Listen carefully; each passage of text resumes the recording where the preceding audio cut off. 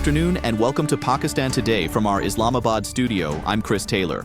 Unofficial and preliminary results from the Gilgit-Baltistan Legislative Assembly elections suggest the Pakistan People's Party is leading the contest with victories in 10 of the 24 contested seats. The PMLN has secured 6 seats, while independent candidates, including 2 backed by PTI, have won 7 constituencies. Majlis Wahdati Muslimin has captured 1 seat. Polling concluded under strict security arrangements, with vote counting and result consolidation continuing across the region. The election process, however, has also sparked political controversy.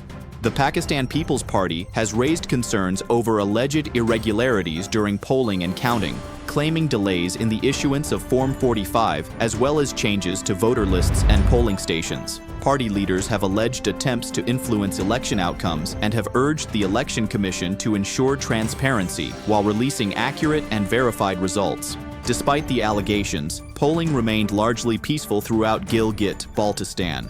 Meanwhile, Pakistan Tehreek-e-Insaf has also alleged irregularities in the electoral process. PTI says several of its candidates were leading in early unofficial results before unexpectedly high voter turnout figures emerged from certain polling stations. The party has raised concerns over delayed issuance of Forms 45 and 46, alleged fake ballot papers and voter list tampering, and has demanded a transparent inquiry. The chief election commissioner, however, says polling remained peaceful, security arrangements were satisfactory, and participation levels, especially among women voters, were encouraging. Moving on, PPP chairman Bilawal Bhutto Zardari says political issues in Azad Jammu and Kashmir should be resolved through dialogue and parliamentary consultation. Speaking during a PPP-AJK parliamentary party meeting in Islamabad, Bilawal announced plans to meet Prime Minister Shehbaz Sharif to discuss the current situation and seek a negotiated solution. The statement comes amid tensions surrounding refugee seats and planned protests by the Joint Awami Action Committee.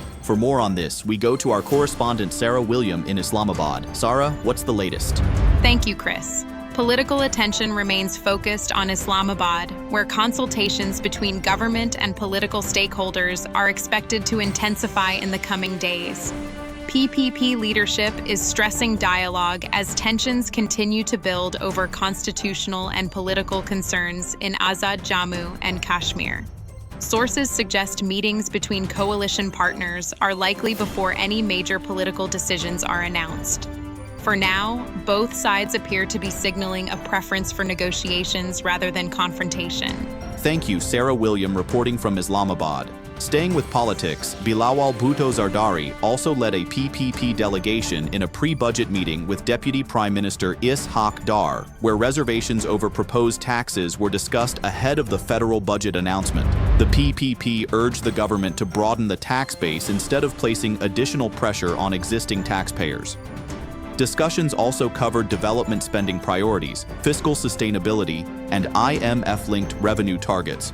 Another round of talks is expected before the budget is formally presented. In Balochistan, Chief Minister Sarfaraz Bugti has announced a civil award for Abdul Razak Tarakai, the civil hospital employee praised for helping Dr. Manur Nisar after an acid attack in Quetta. CCTV footage showed Tarakai immediately assisting the injured doctor following the incident, prompting widespread recognition for his actions. Dr. Manur Nisar is currently receiving treatment in Karachi, where hospital sources say her condition remains stable. And finally, Pakistan's post-Hajj flight operation continues with authorities reporting smooth repatriation efforts. According to the Ministry of Religious Affairs, more than 34,000 pilgrims have already returned home from Saudi Arabia. More than 84,000 Pakistani pilgrims remain in the kingdom and are expected to return through scheduled flights by the end of June. Officials also say over 15,000 pilgrims have visited Riyaz ul Jannah, while special baggage check-in arrangements have been introduced to reduce airport congestion. That's all for now.